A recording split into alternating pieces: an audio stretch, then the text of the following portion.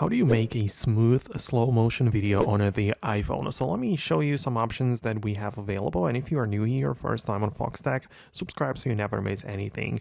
Most importantly, it all comes down to the mode you use and of course the device that you have. But when you get inside your camera, switch to the video mode, you can swipe over to access the slow motion. And if you want to make it smoother, you would ideally switch it from 120 FPS to 240. So it captures double the amount of frames, and therefore it's going to look even smoother.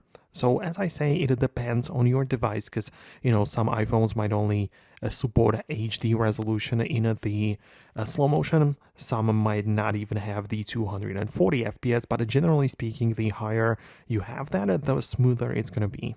So that's how you can use it to make sure that you capture the shot right.